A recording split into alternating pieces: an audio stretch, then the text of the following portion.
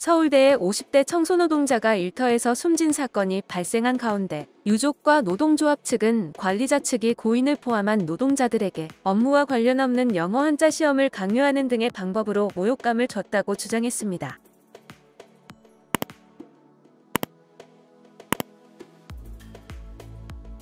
전국민주노동조합 총연맹 전국민주 일반노동조합 및 유족 등은 지난 7일 오후 서울대 관악캠퍼스에서 청소노동자 A씨 사망과 관련해 기자회견을 열었습니다. 앞서 A씨는 지난달 26일 오후 11시쯤 여학생 기숙사 내 청소노동자 휴게실에서 숨진 채 발견됐습니다.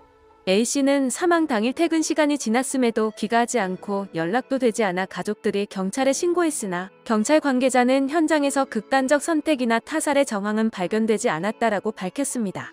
이에 기자회견에서 유가족과 민주노총 측은 지병도 없던 50대 여성이 갑자기 사망한 배경으로 강도 높은 노동과 군대식 업무 지시 등으로 인한 스트레스를 지목했습니다. A씨가 근무했던 여학생 기숙사 925동은 건물이 크고 학생 수도 많지만 엘리베이터가 없었으며 이에 매일 100리터 쓰레기 봉투 6에서 7개, 음식물 쓰레기, 재활용 쓰레기 등을 A씨가 직접 운반했다고 합니다. 비대면 수업이 많았던 지난해와 올해는 기숙사 학생들이 배달 음식을 자주 시켜 먹으면서 쓰레기의 양이 늘었고 A씨는 일이 더 많아져 1년 6개월 동안 고된 시간을 보냈지만 학교는 어떤 조치도 없이 군대식으로 노동자들을 관리했습니다. 그리고 A씨의 동료들은 최근 들어 심각해진 직장 내 갑질 또한 고인의 죽음과 관련돼 있다고 주장했습니다. 지난달 1일 청소노동자를 총괄하는 안전관리팀장이 새롭게 임명되면서 A씨와 동료들의 심적 부담이 커졌다고 하는데요.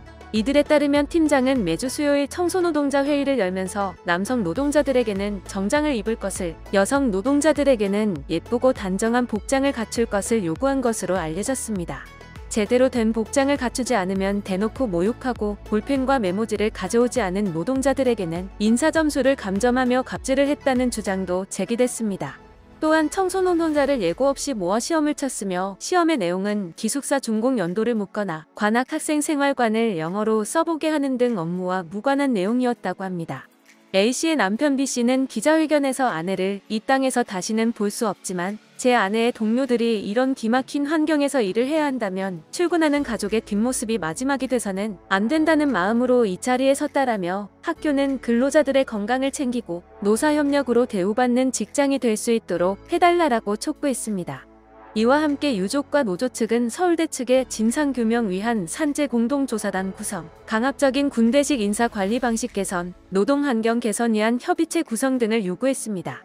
한편 2019년 8월에도 서울대 공과대학에서 일하던 60대 청소노동자가 대학 내 휴게실에서 숨진 채 발견됐었는데요. 당시 휴게실은 폭염에도 불구하고 에어컨과 창문이 없어 무더운 상태였다고 합니다.